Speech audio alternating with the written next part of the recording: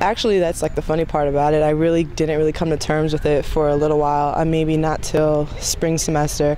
I was really optimistic that it really wasn't an ACL. But I mean, I had my moments where, I would think about it and be like, crap, like what can I do to heal it up or something. So I guess it was just mixed emotions. I really never came to grips with it till later on. And by that time, I was already trying to get back. Not touching the ball. I think that was like my stress reliever, if anything. So when you take away that type of stress reliever, you kind of have to find something else to, I guess, get stuff out of your mind. And that was probably the biggest part, not being able to just come here by myself and kick around and play around with the people who I love the most. I think, if anything, maybe, the support system I know grew a lot with me sitting on the sideline. I'll do the same support while I'm on the field, telling them what they can do better. And I would love for them to tell me what I can do better. Passion, sitting on the bench, that builds up. You want to get back on the field, so definitely that as well. Volume, and she's pretty loud, so it was pretty quiet when she was gone, but now it's super loud, so no, she brings us a athletic dimension up top that we didn't have before, and she can run behind people, and she's really good in the air, and so she's not quite fully back 100%.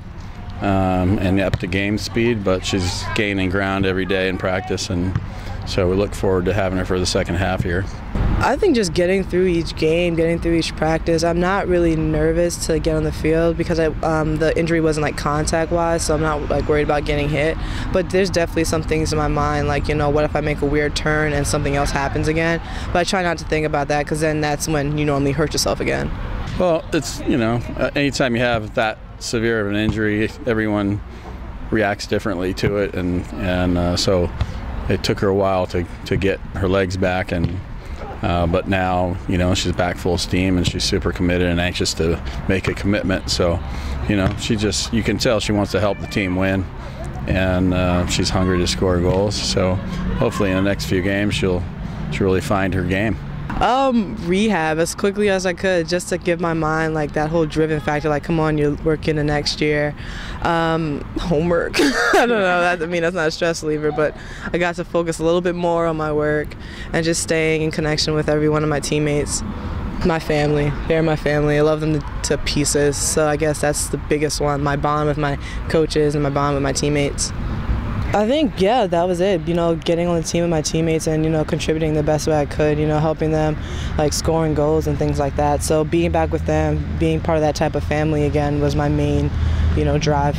Yeah, she's fun. She's always a fun personality to have around, and, it just livens up the locker room, and she's really appreciated, gained new appreciation for the game, having been away for so long.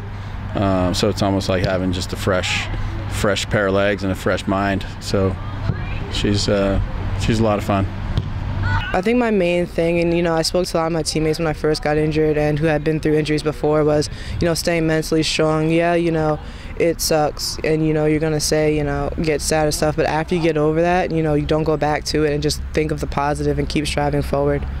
So basically that, don't ever stop something you love.